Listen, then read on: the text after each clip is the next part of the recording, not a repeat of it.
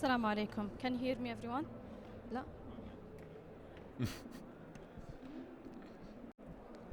Assalamu alaikum. Can you hear me, everyone? Assalamu alaikum. Good evening and welcome everyone to this workshop and welcome to Riyadh. I'm honored to have you here or welcome you here at the 2024 IGF Forum. And for those who are attending online, we're glad to have you attending as well. My name is Noor Sani. I'm the Director of Digital Excellence and Sustainability at DGA. Today, actually, I'm honored to Today I'm honored to welcome Dr. Axel Dumier. He's a partner at McKinsey and Company. And to introduce Dr. Axel, he's specialized in helping clients ensure the value of complex and long-term technology transformation across multiple government entities.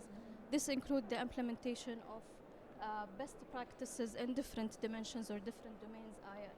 For example, architecture design, software development, program management, and stakeholder management. And speaking of best practices, Dr. Axel is with us today to discuss and explain what is beyond compliance for government entities and how can we help government entities to take them from compliance to excellence. Join me welcoming Dr. Axel. Floor is yours. Thank you very much, Noor, and thank you very much, Digital Government Agency, for having me at this distinguished event. Maybe a quick small addition to my background. So I've been working with governments around the world in Germany, which is where I'm coming from, but also in the rest of Europe, very much in the Middle East, and in basically all other continents, for about the last 12 years to support digital transformation. And the type of client that I actually enjoy working the most with are central digital government agencies, right? So similar to DGA in Saudi Arabia, and I've worked with a couple of those around the world. So such entities, central digital government agencies, they often face the expectation to fix digital government, right? To kind of like finally get it done. And I think it's important to realize that yes, they can do quite a bit, right? So they can design and build and operate some common digital solutions for the country, which they often do. But at the end of the day, what they really do is they influence the ecosystem, right? So the ecosystem of ministries, of agencies that constitute the government, and they can't force the ecosystem to become more digitally mature, to perform better, but they need to find ways to influence this positively. There's essentially three mechanisms how that can be done, right? So number one is you can set policies, right? And you can say, you know, like, look, you have to comply with these policies, number one. Number two is capability building, right? So you can teach people in the ministries, in the agencies, how to implement best practices, how to do the right thing. And then number three, and this is what I want to talk about today, is to put forward an instrument to assess the digital performance, the digital maturity of the ecosystem of individual entities, and to basically point out constructive ways of improving, right? So that's the instrument I want to focus on today. And what I want to argue is that it's a good idea here to have a compliance approach, yes. So do entities comply with digital government standards? But then to also add two further elements, right? So number one is excellence, right? So have a more detailed view on what actually constitutes the best practice in managing digital in a government entity and help agencies to achieve this best practice. And then I would also argue that as a third element, you will require an impact approach as well, right? So it's not just enough to say this is how you should do it, but you should also track if you're actually delivering results, impact, right? So these are the three elements that I believe you should have: compliance, excellence, and impact. So let's start with compliance, right? And I think Saudi Arabia is actually a great example of having a very mature approach to tracking and managing the compliance with digital government standards and policies, right? It's called the KIA statistic. The governor of DGA actually, when welcoming the crowd at IGF today, he shared the latest number for Saudi Arabia in 2024. So 87% compliance of all entities with digital government standards. So it's gone up significantly since 2021. And I think that's good news, right? And clearly it's very helpful to track if agencies, if entities are complying with the basics, right? So for instance, do you have a cloud computing unit in your agency? You should, right? So let's tick that box and let's make sure that everybody ticks that box. However, as you can see, I mean, as we are now approaching kind of like 100%, right, on the basics, right? Not quite, right, but getting there. I think it's important to also have more, let's say, additional and sophisticated tools to see how you can go beyond the basics, right? And this is where I believe the excellence approach comes in.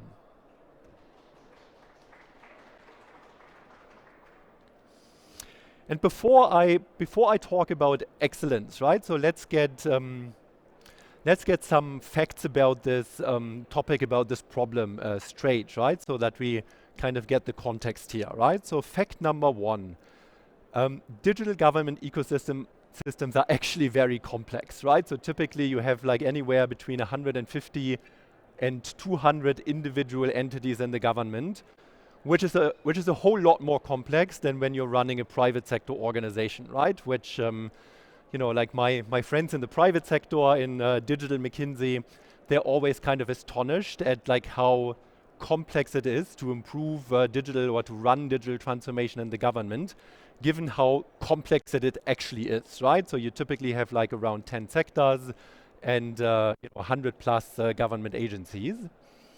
So that's why a lot of governments have now implemented a central digital government agency like DGA in Saudi Arabia, right? Which is probably the only way to handle this complexity effectively. So that's fact number one.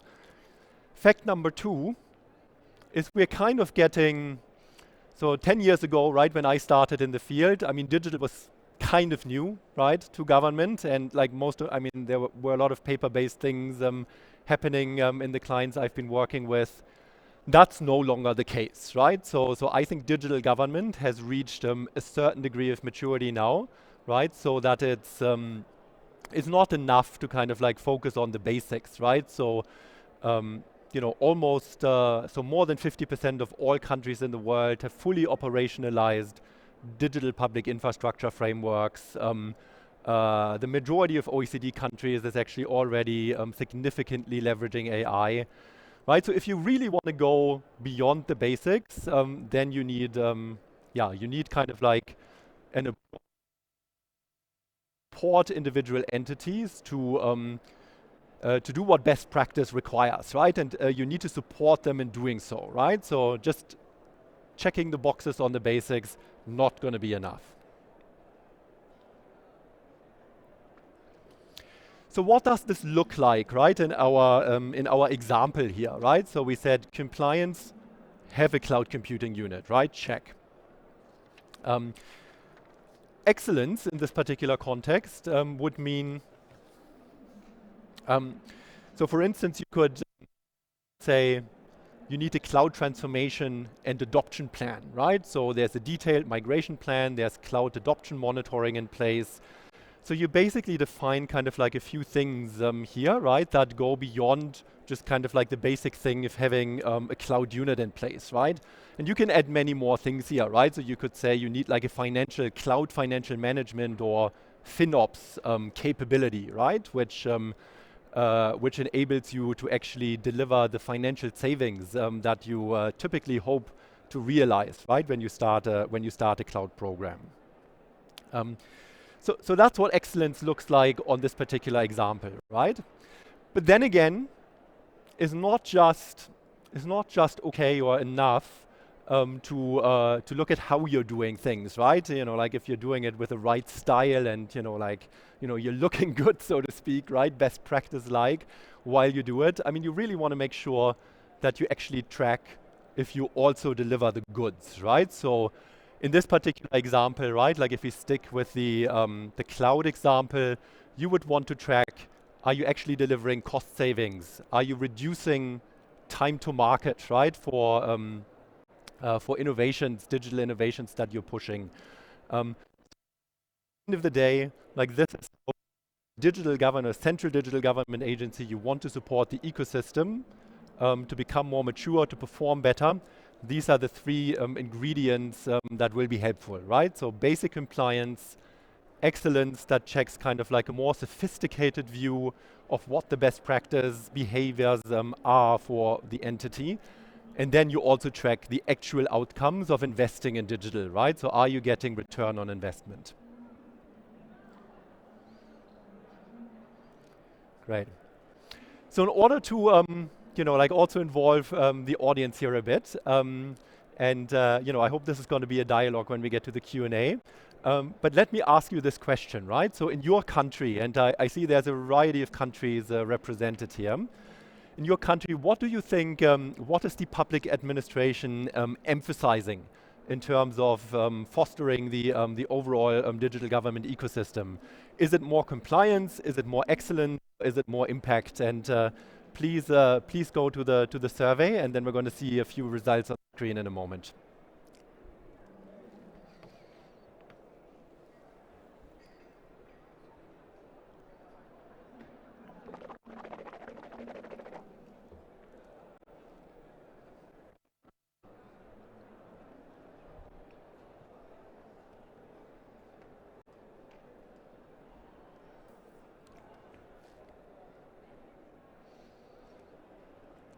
All right.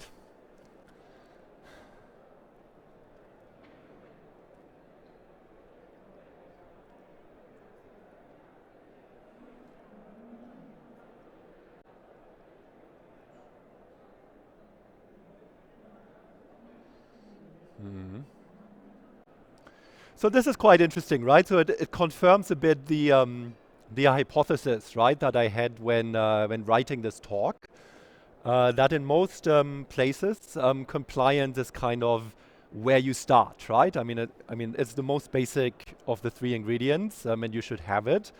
But it's also, let's say, kind of like it gets you so far, right? So it gets you to a certain point. But in the end of the day, it's not kind of like the most sophisticated element. But it is kind of like where most countries are today, right?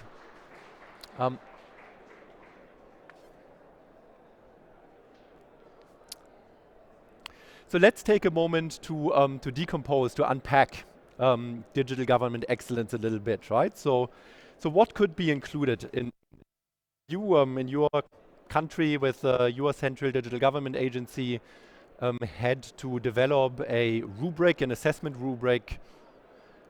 Are the entities, the ministries in your government, are they performing well on digital government excellence? What would be the dimensions, right, that you could include? And in my view, there's essentially 4 dimensions here, right? Strategy, right? So most foundational component. And here you can ask questions such as, is the strategy bold enough, right? So are you actually setting ambitious targets? Does it link in a meaningful sense to the business strategy of the entity, right? Or just kind of like a cookie cutter digital strategy that could, like as well be true for a chocolate factory, right? So does it link to the business strategy of your entity? Is there a clear business case contained in the strategy for the investments that you're making, right? So are you clearly putting forward that's the ROI that we expect from implementing the strategy? And also, does it look beyond the ecosystem, right? So beyond the, into the ecosystem, I mean, right? So beyond the entity into the ecosystem, towards partners, so that could be other government entities and also suppliers, right? And the private sector. Second element is processes and operations. So this will cover questions about, do you have the right governance framework in place, right? So do you have the right roles? Do you have the right processes defined? Do you use agile ways of working? The funding cycle actually support agile ways of working, and that's one of the challenges I often see in government entities, right? That yes, we want to do agile, but the way we actually govern ourselves, in particular how we govern funding, doesn't actually support agile ways of working, right? So in your assessment rubric, that could be a question you could ask. Third category is technology, right? So that would include questions about your architecture, such as do you have a modern kind of platform architecture that clearly distinguishes between things that everybody should use in the same way, and products, right, that you build on top of the architecture. So are you following modern architecture paradigms here? Are you using cloud in the right way? Do you follow cybersecurity standards? So that would be the technology component. And lastly, we have organizational resources, right? So the most important question in that category is, do you have the right capabilities in-house, right? And do you work with outside vendors in an effective way, right? So that in sum, right, between your in-house capabilities and your external capabilities, you have all the right capabilities in place for you to deliver on your strategy. This is just kind of like, it's one cut, right? Or like one way of categorizing this. I mean, there's many other ways, right? And other governments have done, or different governments have done this in different ways. But this should give you kind of like a basic overview, right? Of like what you could potentially include here. Have your assessment framework in place, right? The next question becomes, how do you actually use it, right? So is it a scoring framework, right? Where you go out to each entity and you score each entity each year, everybody gets a score, the score is published on the website, and then it becomes a little bit like, like going to school, right? And taking an exam. And I mean, let's say there's a certain risk that agencies kind of like overstate, right? So their digital performance, right? Because they don't want to look bad, right? So in my point of view, and some of the governments I've worked with that have such a assessment framework in place, they would rather use it not as kind of like a schooling device, but as a coaching device, right? Where you have an assessment framework in place that entities can use to self-evaluate, right? To see how they are doing against kind of concrete things that they could be doing better. And then the central digital government agency would kind of coach them on, consult them, so to speak, right? On how to improve on these dimensions, right? But you don't necessarily get published, right? And you say, oh, like this year, and my experience, not particularly constructive, right? If you're a digital government agency and you want kind of a good working relationship with the entities, is much better to use that as a coaching device. Impact, on the other hand, that's a different story, right? So on impact, I'm like firmly convinced that you should have a set of KPIs that you're measuring, and then you publish it, right? So if you say, I want to save 500 million US dollars or whatever currency you are in through using digital, then you should measure if you actually get there, right? And this is something that you should kind of inform the public about in order to make this kind of a firm commitment that is then much more likely to be followed through with. All right, next audience question. I talked a little bit about KPIs for digital government impact, right? So let's see what you guys have KPIs, right? That you you think are kind of constructive to measure and publish kind of nationally in order to track the progress of digital transformation in government?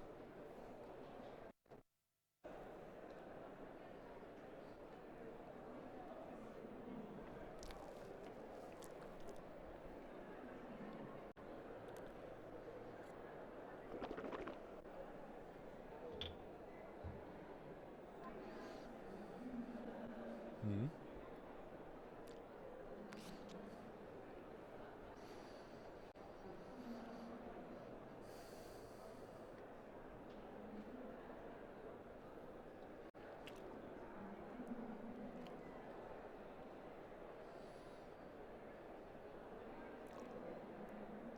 Yes, I think these are a few good ones, and my sense is you probably only get one word to type, so it's a little bit hard to formulate an actual KPI.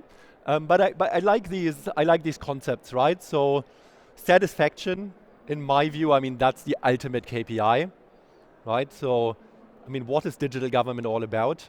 It's about making life easier for citizens and um, making it easier to run a business, right? So the economy can grow, right? And how do you see if you achieve these targets? I mean, you ask people, right? You ask people in businesses how they are doing, and I think this is for me like the major KPI, right? That everybody should track.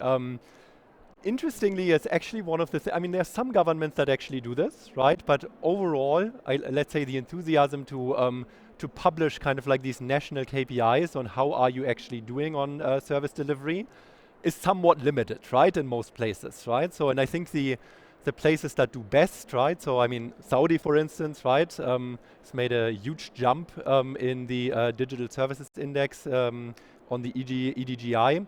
And I think one of the reasons why they've made this big jump is because they actually publish, right, the outcomes of their digital government investments, and they hold kind of the ecosystem accountable to actually deliver, right? So, in my view, that's really key. So satisfaction is great, experience is related to this, usage, right? Like another kind of like very important KPI. So in Germany, where I come from, we have a lot of digital government solutions online.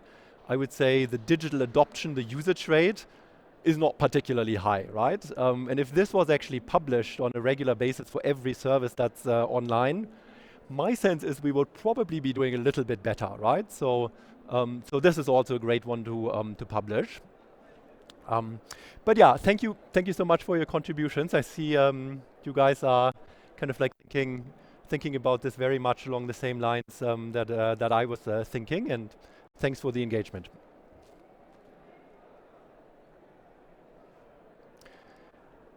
So now let's take, you know, I've given you a little bit of like theory and like a framework. So now let's look at some real case studies, right, to show that this is not just something that I came up with, right, like as a theory I want to propose, but this is something that's actually happening, right? And if we look at excellence, I want to say that like one of the countries or the case examples that I like the best is the United Kingdom, right? Which in 2020 for the first time published a digital and data functional standard, um, which is actually not.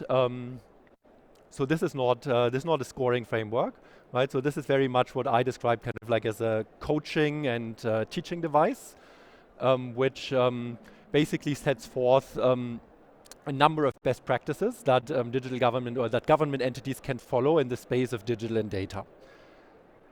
Is actually part of a wider web of functional standards in the government, right? So there's one for HR, there's one for finance, there's one for project delivery, there's one for property management. The UK government basically has such a standard for basically all the functions that are common across the government, right? So things that are not unique to a particular agency, but that are common across entities.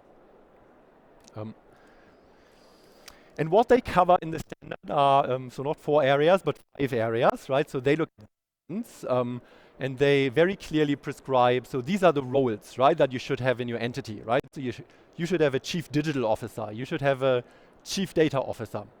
You should have some person that's accountable for all of digital within the wider government ecosystem, right? So one neck to choke, so to speak, right, for digital performance.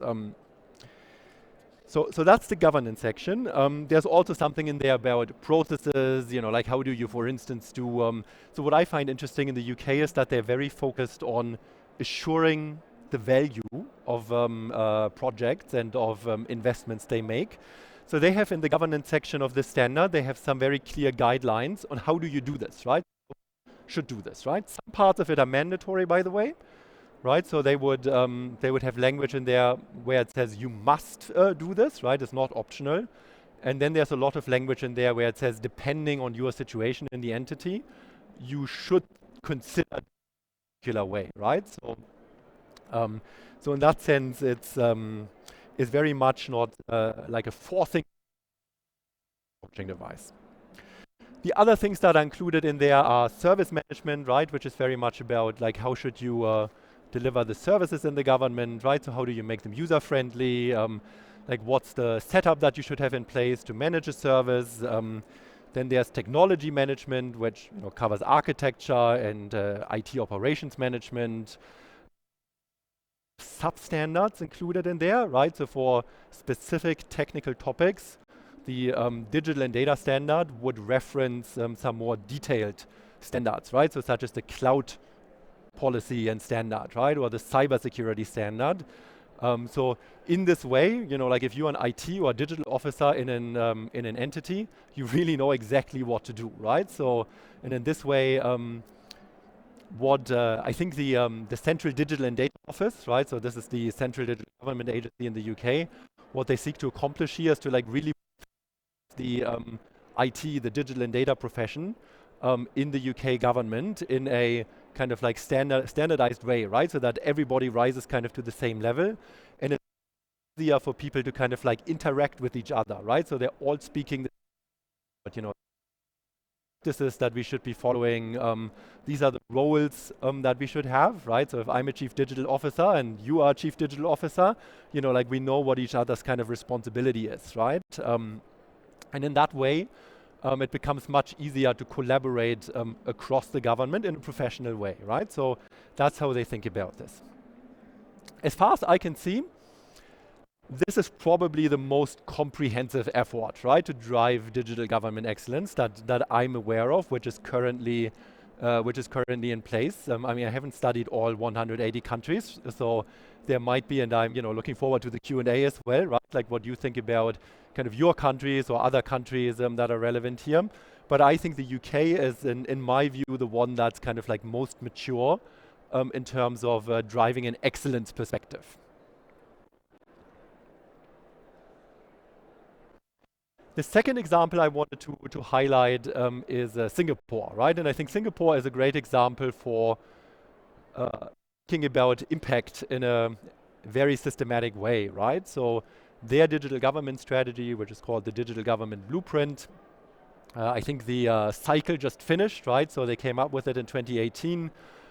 It was finished kind of to be implemented until 2023, and I suppose they're working on the next cycle now. But in that blueprint, they put forward 15 KPIs, right? So not 120 KPIs, 15 KPIs. And then they got very serious about making sure they deliver on these KPIs, right? So 75% satisfaction with resident and business services, right?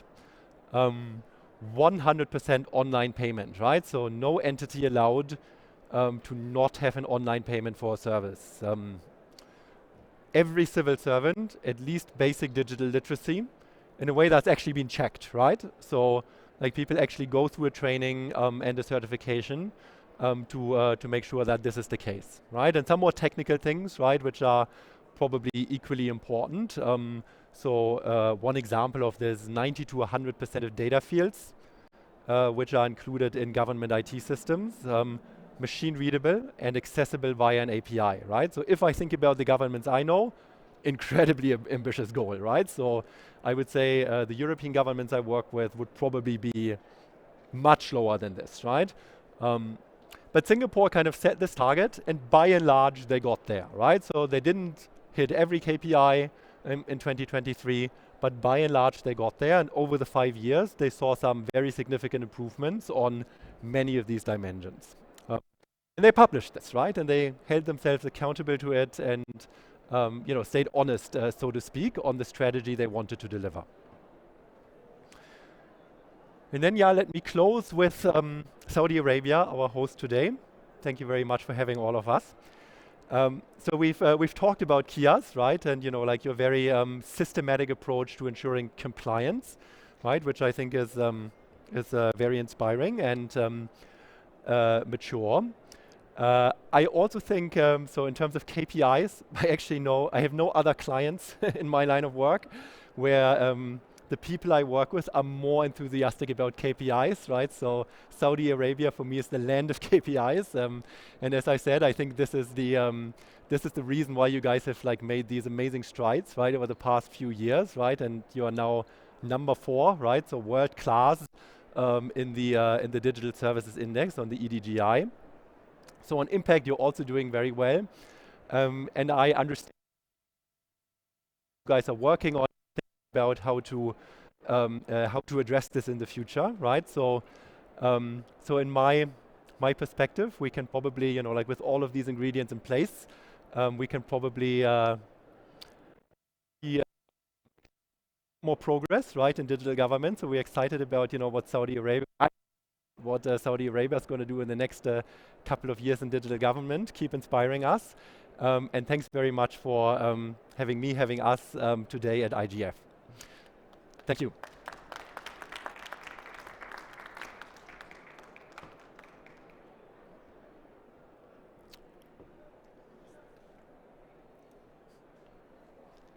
So it's open for questions, but allow me to ask first. You have covered several dimensions across the government entity. So what do you think would be the main key areas or critical areas that entities need to focus on? And what would be the challenges from your opinion? Yeah. So I think the 4 areas I talked about are probably a good starting point, right? So strategy, organizational resources, technology management, and operations, or services and operations. I think on these, what you have to think, the main challenge here is how granular do you get, right? So when you set up an assessment framework for individual entities, there's a lot of things that people can be doing in the right way or in the wrong way, but you can't, the UK Digital and Data Standard, it has 40 pages, right? And when you read it, it actually still feels like sometimes a little bit high level, and then they refer to kind of individual substandards, right? Such as the cloud standard and the cyber standard. So I think the main challenge here is to kind of hit the right level of abstraction, right? So that it's, it's still digestible, right? For the entities that you're working with. If you hit them with kind of a 500-page manual and you kind of try to regulate kind of every single thing they're supposed to be doing, people are not going to enjoy this, right? The independent professionals, they know how to run their IT and their digital function. So you need to kind of find a level of abstraction that's kind of informative enough, right? So that people actually learn something out of it, but you're not kind of let's say, overdoing it, yeah? So that I would say is kind of the main challenge when you address this.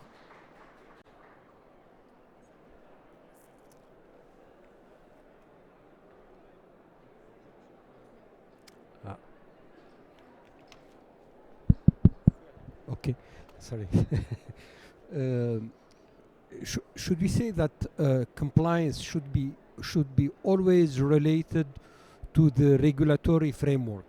That is, if we judge compliance, somehow we should find in our criteria and in all our indices background in legal aspects, and so that regulatory framework really are the framework that we measure. Yeah, I think that's a nice way of thinking about it, right? Because you, there are some things where you don't want to coach people to do it, you want to make people do it, right? And if they don't, then you have a problem, right? So, but I mean, this again shouldn't be like a catalog of like 500 pages where you say, you know, like to the last detail, this is what the regulation requires. You want to give some people, you want to give people some freedom to run their digital function in a way, you know, like that's suitable to their organization. But then there are some things you want to put down in a regulation, right? So for instance, I mean, cybersecurity, I think is one of those areas where you want to be very prescriptive, right, about how people should approach it, and you don't want to give like too much space for interpretation, right? What exactly should be done, and then in my view, it should be a regulation, and everybody. I mean, you should have 100% compliance, right? I mean, you're not going for 80 or 90%. You're going for 100% on those. Everything else, right, where it's more of a, you know, like this would be good. This would be professional. That would be nice if you had this. I would put this into the excellence category. Oh, there's a lot of questions.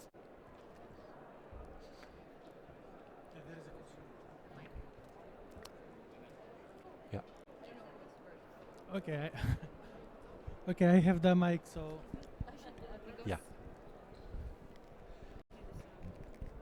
Thank you.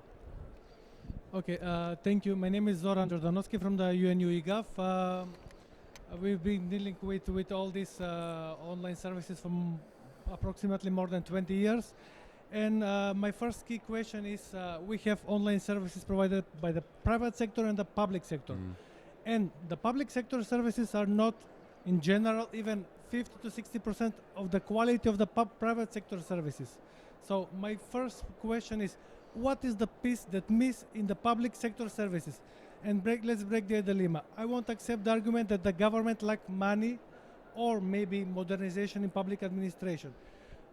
Because we know that even some of the high-income countries, I will take the example of Germany, can afford the latest new technology, can afford to modernize the public administration, and yet in Berlin, to register a newborn will take you 2 weeks just to register into the base registry. So what is the piece that is missing for public services to have the same quality of the private sector services? And my second one, here it comes, what you think is the role of the soft regulations, like you mentioned, the standards. If you read one of the rules of the UK service standard is understand your user's needs. Do you think that the government understand what user wants and what user needs? Great. So it's kind of the $30 billion question in Germany, right? So 13 billion euros is how much we spend on public sector IT. So a huge amount of money. And I think it's a very legitimate question to ask, what are we actually buying, right? And you gave a good example of why we would want to be skeptical about what we're buying, right? With these $30 billion roundabout. So the answer to that question is, of course, not simple, right? Given the there's many reasons, right? Like why this isn't working as well as we would hope to. And by the way, this is not like an uncommon phenomenon, right? So we studied a few years back. We studied, I want to say, like around 10 countries around the world in all world regions. There was not a single country where the public sector did better than the private sector in terms of service quality, right? So this was a common finding everywhere. I think there might be, so I recently read something about a digital government ranking here in the Middle East, right? Where it was actually quite close, closely related, right? So private sector and public sector were doing about equally well, right? So I think in general it's possible, right, to reach that state. How do you get there? I mean, if you ask me with regard to Germany, the main challenge I would say we have is on the technological platform side, because we don't have one, right? So we have a very complex digital government ecosystem with hundreds of agencies, like the states, like Berlin, the municipalities, everyone's working kind of on their own technology. So the 30 billion euros that we're spending, like for each individual service and each individual entity, it actually isn't that much money, right? And just when you add all of it up, it becomes a lot. But as a result of the kind of like subcritical spend and the subcritical or the kind of low maturity at the level of individual entities, the outcomes are kind of like what they are, right? So I think that's kind of like one of the main reasons I would highlight, right? So you need some form of technology platform governance at the national level. Once you have that, I think the next important thing is to think about how everyone in the ecosystem can work according kind of like to best practices, develop their services, manage their services, maintain their data, and so on and so forth, in kind of like a best practice way. And I think that's where a digital government maturity assessment or excellence framework comes in quite handy, right? But it's kind of like the second most important thing, right? Important, but second most important in my view.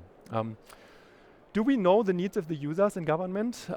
I would say on average, probably less so than the private sector, because if the private sector doesn't do it, like they go out of business, right? So kind of like a slightly stronger incentive to look after the user. But I don't think there's kind of like a structural obstacle to doing this, right? And there's many government services around the world which are fantastic, right? And I mean, they really like speak to the needs of their users. So I don't think it's like structurally impossible, right? But I think empirically speaking, you're right, yeah, that it's not the case as much as we would like it to be. I would like to ask about the future of KPI, digital government. With the fast pace of technology, I mean, it's moving at a really rapid speed. And until now, I think they were a little bit stagnant, or sort of the digital maturity was pegged against 100% services, end-to-end, digitized, right? UX, UI, platformization. What is your sense? What are the next batch of, let's say, KPIs for digital government? Given that AI is there, I mean, it's a big buzzword, but I mean, what are we really talking about in the future of government, digital government? Yeah, I mean, it's a great question. I think in some sense, I mean, like the good things in life, right? They kind of like stay stable over time, right? I mean, they don't change that much. So I would expect the ones that we have right now to continue to be important, right? So user satisfaction, cost, right, of investing in digital, and what do you get out of it. So I think these will remain important KPIs. I think there's a certain temptation for governments to kind of measure the adoption of specific technologies, right? So like a while ago, was, like how many blockchain projects do we have in government, right? Which I happen to think about, I mean, this is not like a super important KPI, right? So I wouldn't go for measuring the adoption kind of individual technologies. What I would always try to do is to measure kind of like some like actual outcome that like the ultimate recipients, right? So people, businesses, government entities themselves, like actually care about, right? So one thing that I've seen becoming kind of more prominent is kind of the question of like how many services have we moved to kind of like a completely proactive mode of delivery, right? Where you have kind of like zero touch delivery, you just get the service when you're entitled to it, right? So I think that's a great KPI, right? And then of course, if you want to kind of like make sure that you stay innovative, I mean, you can measure things as like, like how many projects are we doing in AI, like how many people have been kind of skilled, right, in AI. I think these are kind of temporary things, right, that for a certain period of time might be useful to measure, but then for the real KPIs, right, that you put kind of like at the heart of your strategy, I would say kind of like the evergreens are a good start, and then like maybe every 5 to 10 years you get kind of like a new one.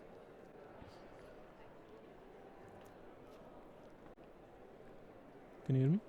Yes. Yes. So I think one of the most important things that are affected by digital advancements or technological advancements in government entities and organizations are the business processes. Mm-hmm. So what's the role of business processes management in digital excellence? I think it's actually huge. So, I mean, business process management is kind of like, it's not the most exciting, kind of like innovative term, and it has been around for a long time. I don't think, so the public sector entities I have worked with, this is an area where typically they can improve, right? And how can they improve? They often have a process map, but it's not really focused on What outcomes are these processes delivering for the constituents, right? For residents, for businesses, for other government entities, right? So I think the best entities that I've seen, what they have is they have a business strategy, right? Where they say, this is what we actually want and need to deliver. And it goes beyond, we need to implement the laws that apply to us, right? I mean, that's not a strategy. I mean, that's, like you should be doing it, yes. But beyond this, you should have a view, right? Like what are you actually delivering, right, for the community? And then you link kind of your processes to these outcomes, right? And you say, like this process, so I work a lot with labor agencies, right? So the process of matching job seekers with job opportunities, right? So this is a process or a product, right? And you can kind of like break down how it works. And you should be doing this, right? And then you should measure how well this process is actually delivering on these KPIs. And you should kind of codify how the process looks like today, right? Because a lot of the entities I have seen, they kind of know how they do it, right? But then, like in this location, they do it like this way, and another way they do it another way, right? So the next level is to like really standardize how you're doing it, and then to kind of like continually improve it, right? To have kind of like what I would call a product management mindset, right? Like in private sector, you would say product management, not process management, but to really, service delivery in public entities is usually process driven, right? So like you start somewhere, the transaction that's initiated by the citizen, for instance, then it goes somewhere in the agency and then goes back to the citizen. There's a little bit of back and forth. There's some checking against rules, right, that apply. There's often very clear rules that apply to a service or a process. And you should be very well aware of like how you should model, right, like what you're actually doing. And then you should always be on the lookout for ways to improving this, right? So systematic business process management, understood in the right way, right? It's a strategic exercise, not as kind of like, like a way to employ a very large number of consultants. Like saying this a little bit self-critically about our industry. Business process management as a strategic exercise is, I think, key, right? And should be part of any digital government excellence standard. Okay. Thank you for your sharing. It's very valuable and helpful for us.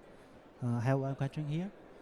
Because I saw from the example of Kingdom of UK, you said, not Kingdom of UK, Kingdom of Saudi Arabic.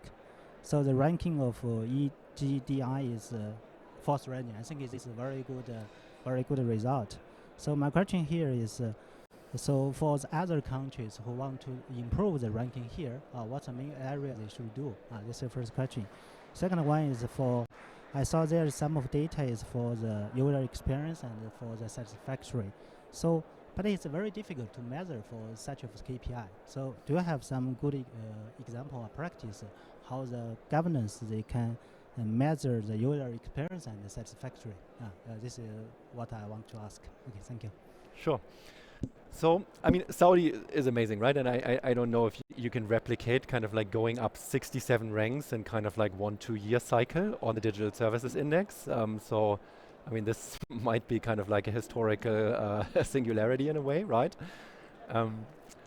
So what did they do and like what can other countries do to kind of get to a similar level? It will depend a little bit on where you are as an individual country, right? Some countries, Germany, for instance, is really lacking, I think, on the technology platform side, right? Which is what I mentioned in response to an earlier question. Other countries might have different issues, right? But I think what the Saudis did really well over the last couple of years was kind of like this performance improvement mindset. Right, so they set themselves a target as part of the Vision 2030. We want to be in a certain place by 2030, right? And I think in digital government, they overachieved, right? And they didn't just set themselves the target.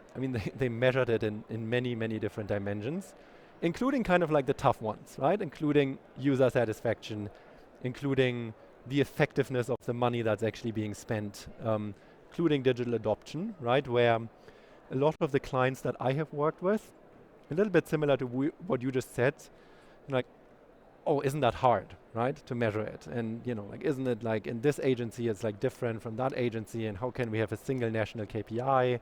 And how do we get these agencies to kind of like report the KPI, like in the first place? And like, let's not overdo it, right, with a performance mindset. And I think Saudi is Saudi is not a small country, right? I mean, it's like almost 40 million people, like a very complex and large government. And they kind of like didn't follow these precepts, right? Of, like, oh, it's like hard and let's not do it. It's like the ministries won't go along and so on, right? So I think once you have a strong kind of central digital government governance mechanism in place, then you can follow through on this, right? And you can say, like, look, measuring satisfaction is not that hard, right? I mean, like, every company does it, right? Most companies, almost every company does it. And many government entities do it, right? And there's established methods of doing it. I mean, some use NPS, some use CSAT, and you just need to kind of align which one are you using. And then you need to make the entities do it, right? I mean, that's kind of like usually the hard part, where the tricky thing that I have observed in like the clients or the context that I have worked with is that, yes, you have somebody who is centrally responsible for driving digital government maturity, but they don't actually have kind of the competences, the powers to like make those decisions and make kind of all of the entities to contribute in a certain way, right? So I would say, I mean, in line with the, so last year there was an amazing report, I think it was called the Digital Leaders report. And I think one of the key findings of that report was like all the countries that actually do like reasonably well on digital government have a central digital agency in place, and they give the central digital agency enough power to kind of move the ecosystem, right? Instead of like just running around and like telling people kind of obvious things, right? So I think like the things that I've been talking about today, I mean, they're not particularly like complicated or sophisticated, right? They're kind of obvious. The challenge is to actually implement it in like a complex government ecosystem. Hello? Sorry. Lady first. Thank you. Can you hear me? Yes. So in your presentation, you mentioned capabilities as an important factor to support. What are some of the digital or technical capabilities that we should focus on to propel excellence and to building it in-house? Right. So I think the approach that Singapore has with kind of like everybody should have basic literacy, I think that's very important, right? Everybody should have it. In particular, people in leadership positions, right? So having kind of like a solid curriculum of like understanding the basics, like how do you do an IT project, like why is it useful to kind of like do certain things in the cloud and like others not. So a certain level of digital literacy I think everybody should have. I think the more tricky question is about how much kind of real technical capability do you build in-house versus how much do you rely on outside vendors, right? And there's people who say, like, look, like governments are like too dependent on system integrators and like outside vendors, and I mean that's probably true, but you also shouldn't kind of like go overboard, right? In terms of trying to do everything in-house, because nobody does that, right? I mean, like even the most successful, like they work with vendors, right? I think the typical share of like external and internal spend is somewhere between, so on average it's 50-50, right? And I would say kind of like some have 60-40 and others have 40-60. But there's always like a very, like big share of like outside capabilities that you're accessing. And that's logical, right? I mean, like you're not in the, like government entities and like also most businesses are not in the business of, like having like the most up-to-date digital capabilities on everything. Like they're in the business of their business, right? So they should access kind of external vendors to a certain degree. But I also think that, like every company or every organization is a digital company or organization today, right? So there is a certain degree of in-house capability that's helpful to have. And I think again, Singapore is for me kind of like, they're the KPI champions and they're the capability champions, right? So what I really like about, another thing that I really like about Singapore is GovTech Singapore, right? Which is their kind of IT delivery arm in the government. And GovTech Singapore has actually been set up, I think they call it a statutory board, which means it's not a public sector agency, right? So they're not bound by kind of like the same restrictions as a typical public sector entity, but they can essentially operate like a private company. And they operate like a digital company, right? So like Google or Accenture or what have you, right? So, so they would hire kind of like the same level of talent. They pay them the same amount of money, but they also manage them in the same way, right? Like how a Google would manage kind of like their star architect, right? So, you know, if you deliver your projects, right, great, right? I mean, you could continue your job. If you don't, right, maybe it's time for you to like look for a position somewhere else, right?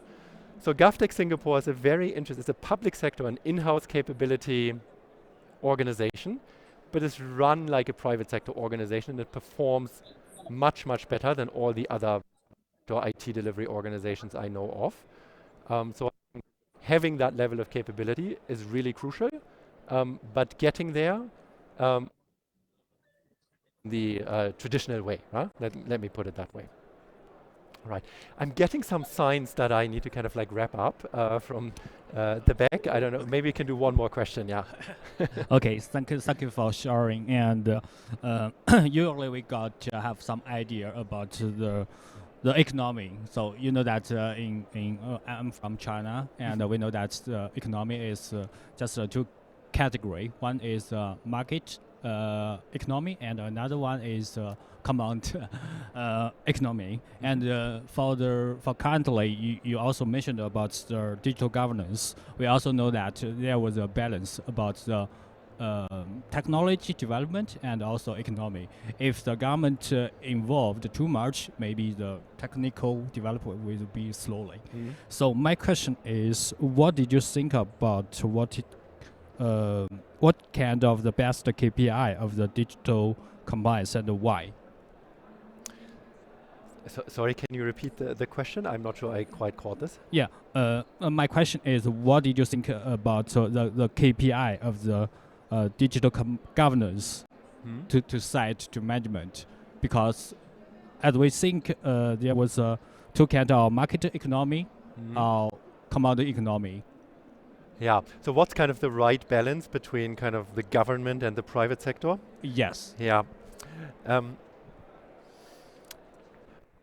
It's kind of a complicated question, right? I mean, my sense is that what most government entities do, like in their core mission, right, is actually, I mean, they're running a fairly simple business, right?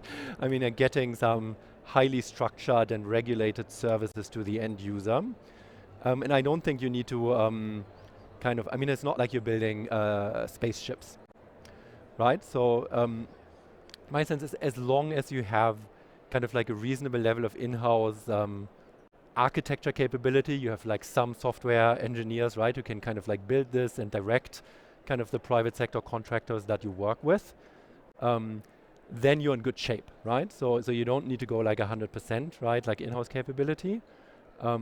But you also shouldn't go kind of like 5% in-house capability and 95% outsourced capability, which is actually something that, I mean, it sounds drastic, right? But it's something that I've seen in many places, right? So kind of like a very kind of lopsided balance between government and private sector in terms of delivering IT, right, for public sector entities.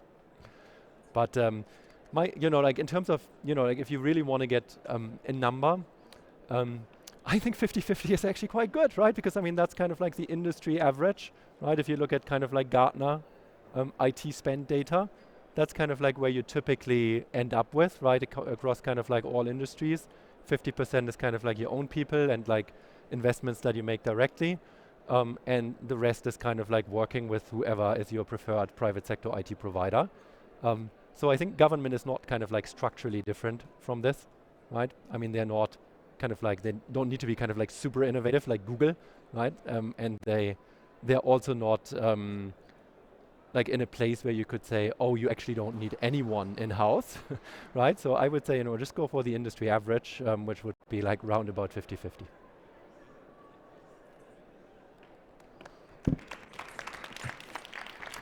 Thank you very much.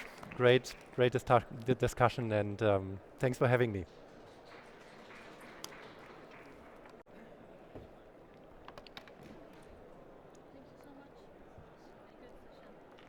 Thank you. I think I might still be on, right?